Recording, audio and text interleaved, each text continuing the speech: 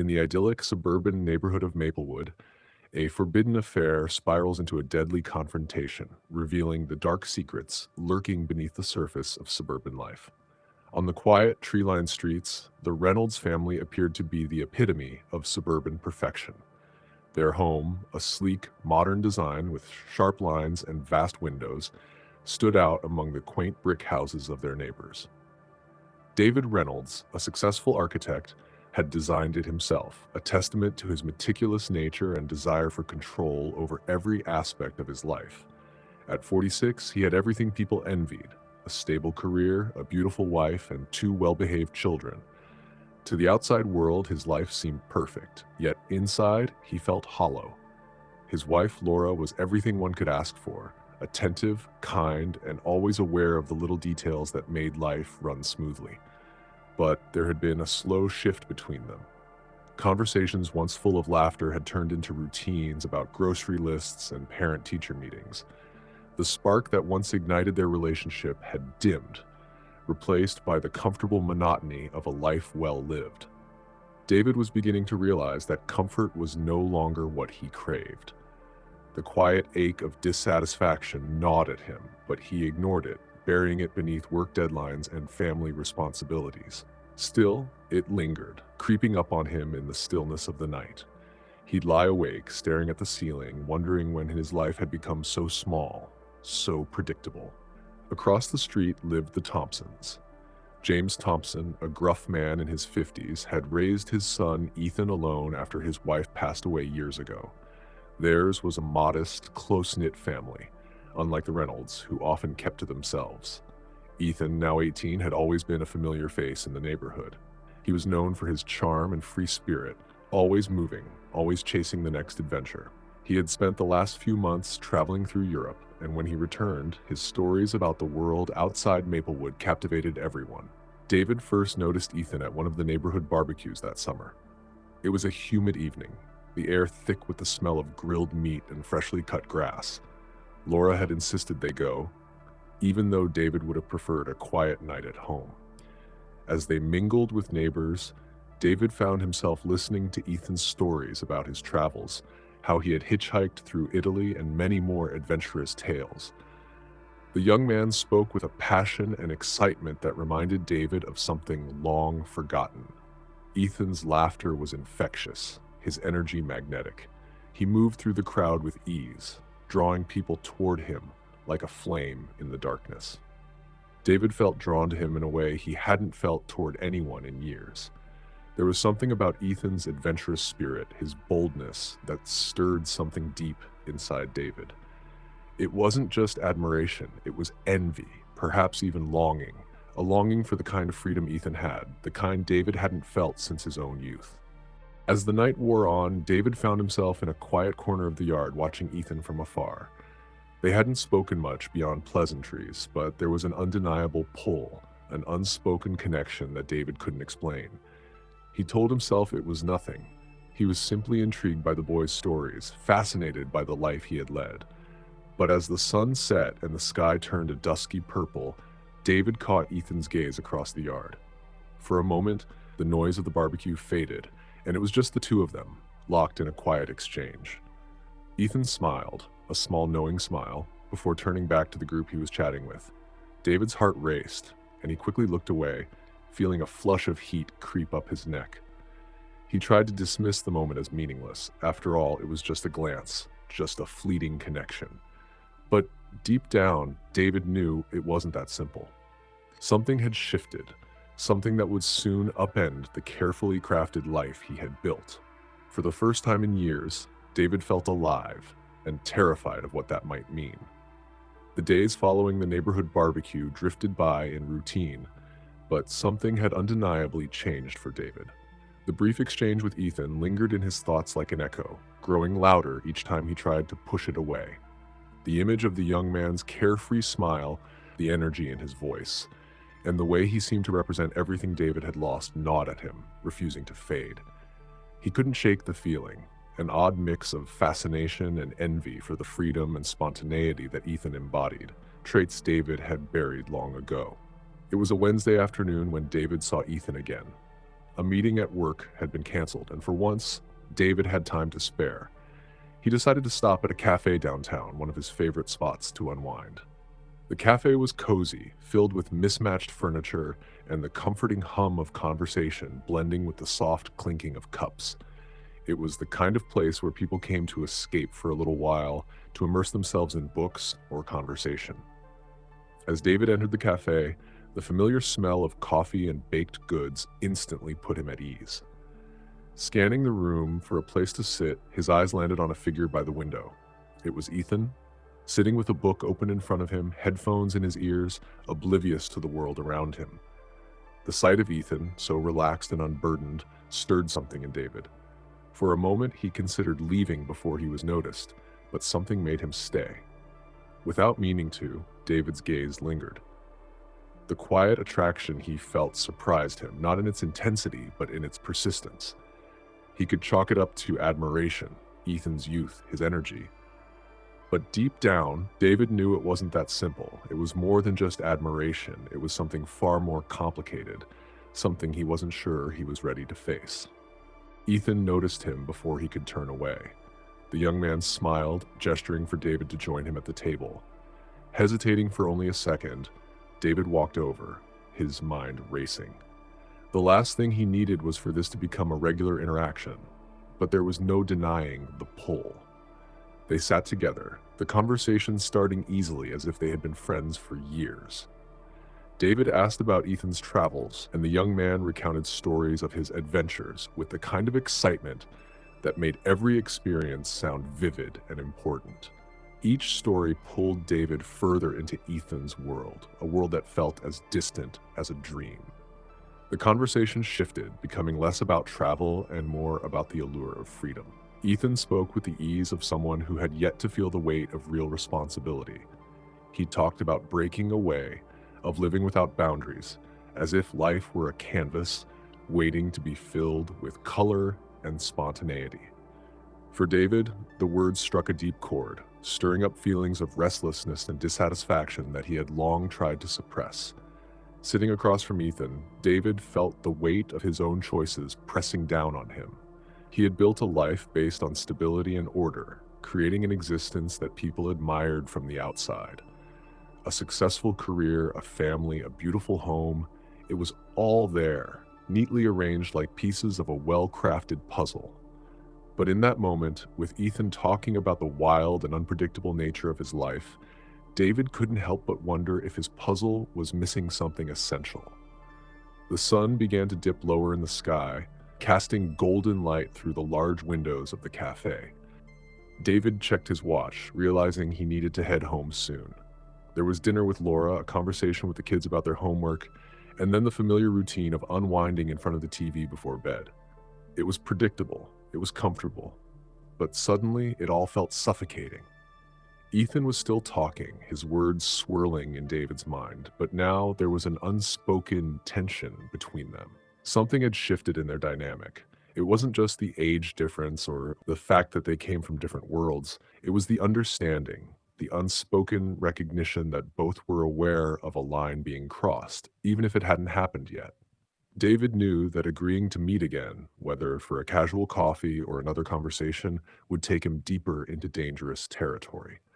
The pull of what Ethan represented was strong, though, and resisting felt impossible. Ethan was everything David wasn't anymore: spontaneous, passionate, alive in a way that made David's own existence seem dull by comparison. The temptation of stepping outside the lines, of breaking free from the life he had so carefully built, was intoxicating. As David stood to leave, his mind buzzed with thoughts he didn't want to fully acknowledge. He knew where this was heading and understood the risks involved. But for the first time in years, he felt a thrill, a spark of something that had been missing for too long. As he left the cafe, he couldn't stop thinking about Ethan, about the possibility of what could come next, and about the thin line between desire and destruction. The encounters between David and Ethan became more frequent, gradually slipping into a routine that neither of them dared to define. What had begun as a chance meeting at the cafe soon transformed into something far more intimate. At first, it was innocent, conversations over coffee, shared stories of their vastly different lives, but beneath the surface, both men knew the nature of their relationship was changing. David found himself looking forward to their meetings with an anticipation that excited and terrified him. The secrecy of it all, hiding this from his family, from Laura, only added to the thrill. It wasn't just the danger, it was the way Ethan made him feel. For the first time in years, David felt truly seen. Ethan listened with a kind of intensity that made David's mundane complaints about work and life seem important. The connection between them, however, was no longer just emotional. As much as David tried to convince himself otherwise, there was a magnetic pull toward Ethan that he couldn't resist.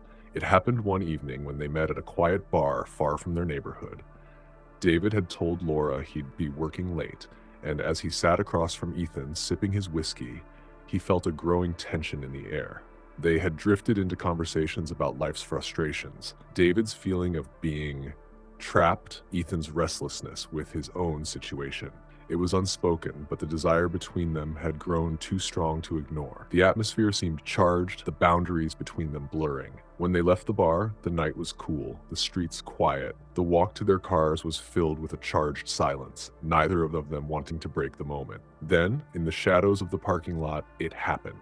David found himself leaning in, the space between them vanishing. The kiss was quick, sudden, a moment of reckless impulse. But it was enough to confirm what had been simmering between them all along. David pulled back, breathless, the weight of what had just happened sinking in. It wasn't just the kiss, it was everything it symbolized. He had crossed a line, one that he couldn't uncross. Guilt surged within him, but so did exhilaration. Ethan didn't say anything, but his eyes told David everything. This wasn't the end. It was only the beginning. The affair unfolded in stolen moments and quiet places where no one would recognize them. It wasn't planned, but it wasn't accidental either. David justified it to himself in a dozen different ways. Ethan was an adult, this was just an escape, it didn't mean anything. But deep down, he knew that wasn't true. The danger, the secrecy, the intensity of their encounters, it all made him feel alive in a way that nothing else in his life had for years. Each time they met, the stakes grew higher. David's lies to Laura became more elaborate, his excuses more frequent. The thrill was intoxicating, but it came with a price, a growing sense of inevitability that this would not end well. Yet, he couldn't stop. He was in too deep. The affair between David and Ethan thrived in the shadows, hidden behind carefully constructed lies and guarded glances. Each secret meeting felt like stepping into another world, one far removed from the responsibilities and routines of David's life. The thrill of it was undeniable, a fire that had long been absent from his existence. He felt younger around Ethan, lighter, as though the weight of his real life, the meetings, the deadlines, the quiet resentment that had crept into his marriage, dissolved the moment they were together. For Ethan, the affair was something different. It wasn't just about the excitement or the danger, it was about validation. David, older and more experienced, represented something solid and grounding in his otherwise erratic, youthful existence. Their time together made Ethan feel important, as though he were part of something bigger. It was intoxicating for him too, though the reasons for their connection ran deeper than either of them cared to admit. Ethan wasn't just seeking excitement, he was searching for meaning, a place to belong. And David, though he'd never admit it, was doing the same. The secrecy only heightened the attraction. Every stolen moment felt electric, as if they were pushing against a boundary that could collapse at any moment. There was a strange satisfaction in the lies David told Laura, though he hated admitting that to himself. He would say he had a late meeting or a work event, and each time, Laura believed him without question. The ease with which the lies came unnerved him, yet it fed the dangerous game he and Ethan played. Late nights spent together were filled with a quiet intensity. Their conversations drifted between lighthearted banter and the kind of deep, reflective talks David hadn't had in years. Ethan listened with an unguarded attention, his eyes locked on David's as if nothing else mattered. It was a stark contrast to the half-hearted exchanges David shared with Laura, conversations that had long since lost their spark. David justified the affair by telling himself it was temporary, a brief escape. Yet with each passing week, it became harder to ignore the reality of how far things had spiraled. As their encounters continued, the secrecy began to wear on David, though the thrill never entirely disappeared. The constant need for discretion, the fear of being caught, and the guilt gnawed at him in moments of solitude. Ethan, meanwhile, became bolder, pushing for more time together and more intensity in their relationship. What had started as a thrilling escape was evolving into something messier, something more dangerous. David's life was built on a delicate balance, and the affair threatened to tip it over the edge. He could feel it. This couldn't last. The thrill of secrecy had a way of blinding him to the consequences. But in the back of his mind, David knew it was only a matter of time before everything would unravel. The question wasn't if, but when. And when it did, he wasn't sure he could control the damage. David's double life was beginning to take its toll. At home, he played the part of the devoted husband and father, attending dinners with Laura and the kids, engaging in small talk about work, and forcing smiles during mundane family activities. But underneath the surface, everything felt hollow. Each moment spent with his family was tainted by the knowledge of what he was hiding, the secret life he led with Ethan. The lies, once effortless, were becoming more complicated. There were more excuses to cover up, more gaps in his stories to fill. Laura, who had always trusted him implicitly, started to notice the inconsistencies. It began with small things: missed calls, unusual hours, and the sudden need for late-night work meetings that seemed far too frequent. David dismissed her concerns with his usual calm, assuring her that everything was fine. But Laura's intuition told her something was off. Her suspicions simmered quietly at first, barely registering as anything more than a nagging feeling. But one afternoon, while working in the garden, Laura overheard a conversation that unsettled her deeply. David was on the phone, his voice low but audible through the open window. Laura could hear him laugh in a way that felt too intimate, too familiar. The tone was different from the casual conversations David usually had with friends or colleagues. The laughter echoed in her mind as she finished trimming the bushes, trying to shake the unease creeping up her spine. But when she saw David walk back inside, his face flushed with a kind of quiet excitement. Laura knew this wasn't just a passing concern. It felt too real, too dangerous to ignore. She hadn't confronted him yet, not directly, but the cracks in their relationship were becoming more visible, and it was only a matter of time before everything came to a head. At work, David's focus began to slip. The affair consumed his thoughts. He couldn't concentrate in meetings, zoning out during presentations as his mind wandered back to Ethan. The once clear boundaries he had set for himself, keeping his personal and professional lives separate, were disintegrating. His colleagues noticed the change, subtle but there. The missed deadlines, the disorganized emails, the lack of the usual confidence that had always defined him. David brushed it off as stress, but deep down, he knew it was something more. For Ethan, the affair was shifting too. He had grown attached, more invested in their time together. What had started as a passionate fling was turning into something more complicated. Ethan began to expect more of David's time, pushing for longer meetings with late-night rendezvous and even weekends away. He didn't care about the risks the way David did. In fact, the danger of being caught seemed to excite him even more. One night, after a particularly intense meeting, Ethan suggested they take a weekend trip together. David hesitated, knowing the lie he'd have to tell Laura would be impossible to cover up. But the temptation was there, and he couldn't deny that the idea thrilled him. Ethan saw the hesitation in David's eyes and pushed further, reminding him that they deserved a break, that they could make it work if David was careful. But being careful was becoming harder by the day. The guilt was no longer a fleeting emotion. It was a constant presence, lingering in every interaction David had with his wife and children. He noticed the way Laura's eyes followed him more closely now, how she seemed to be searching for something beneath the surface of his words. Every question she asked felt like a trap, though she hadn't openly accused him of anything yet.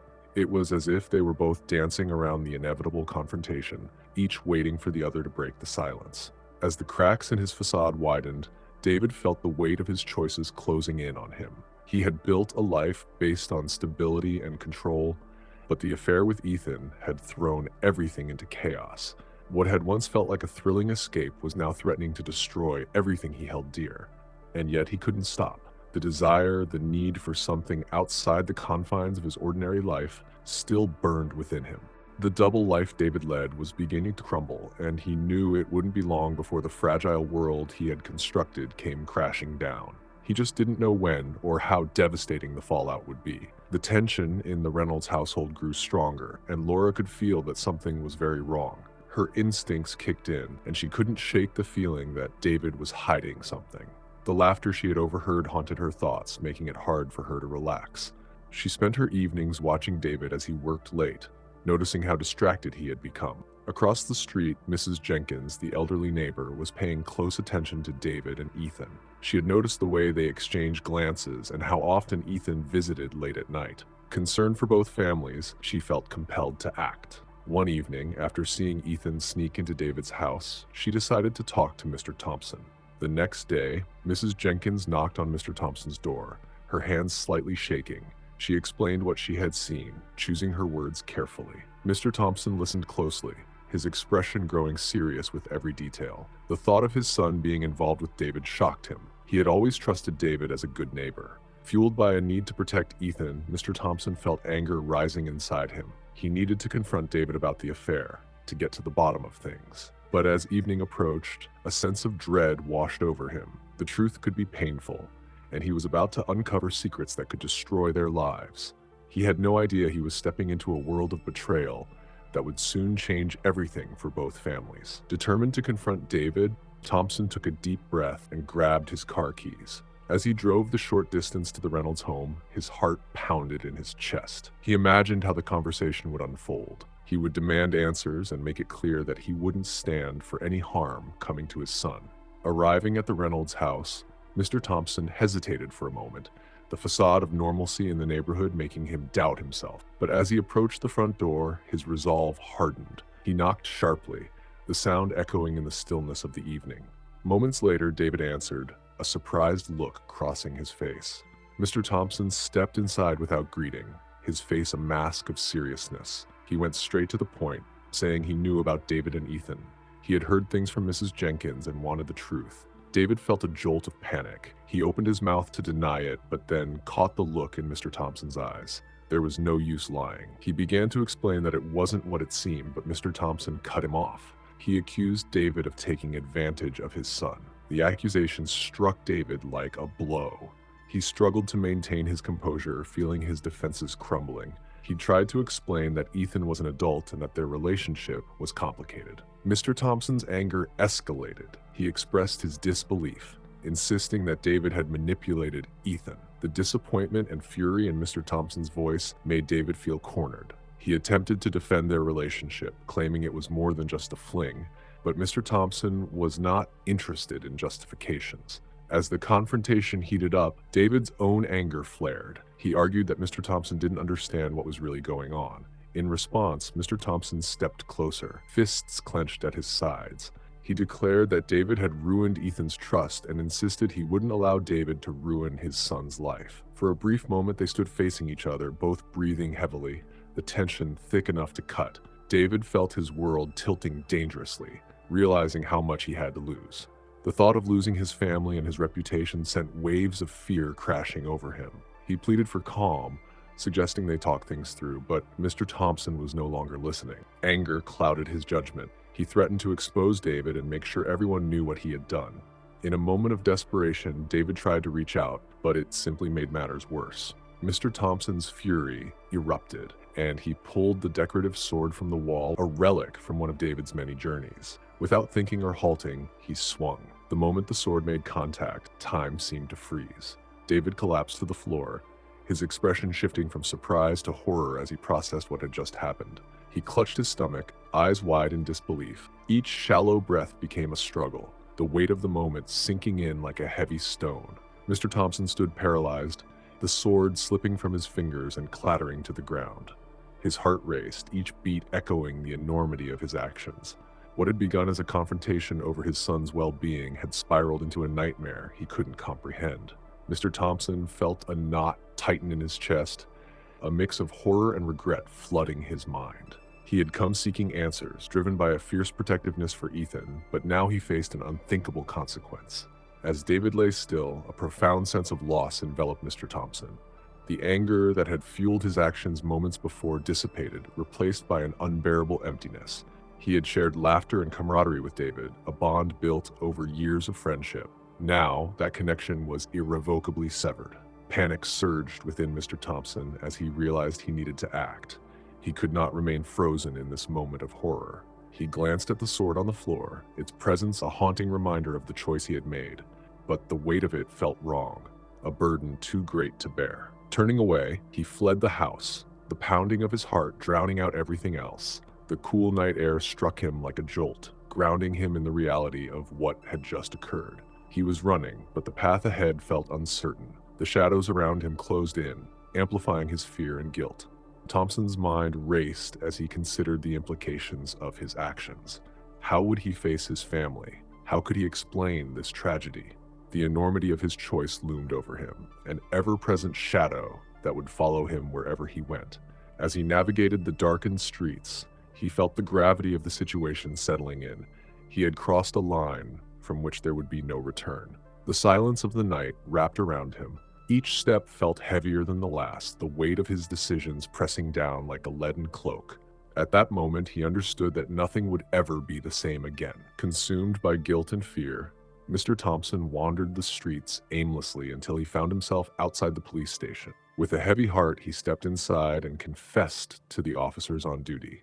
The arrest was swift. Officers arrived at the Reynolds home to secure the crime scene, and word of the shocking incident spread like wildfire through the community. The trial began several months later. The courtroom was packed with friends and family from both sides, each person hoping for justice but dreading the emotional toll it would take.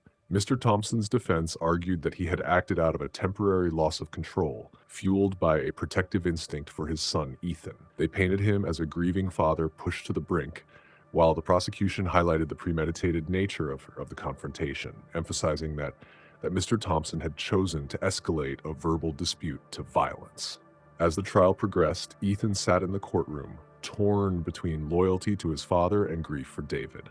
He listened as testimonies were presented, each recounting the events that led to the fateful night. The emotional weight of the situation was unbearable. He felt responsible for the turmoil that had enveloped both families. Ultimately, the jury deliberated for several days, the tension in the room. When the verdict was finally announced, Mr. Thompson was found guilty of manslaughter, the jury citing emotional duress as a significant factor in their decision. The judge sentenced him to a reduced prison term, a decision met with mixed reactions from the audience.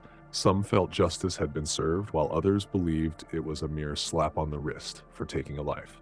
Both families were left to grapple with their grief and loss. Laura Reynolds struggled to rebuild her life without David, haunted by the memories of what had once been a happy family life. She found solace in support groups, seeking connections with others who had faced similar tragedies. However, the pain of losing her husband lingered, a constant reminder of the betrayal that had unfolded. Ethan faced a different kind of battle. He felt the weight of guilt for his role in the events that led to the murder, even though he had been unaware of the full extent of his father's actions. The community, once welcoming, now whispered about him, and he found it challenging to navigate his relationships.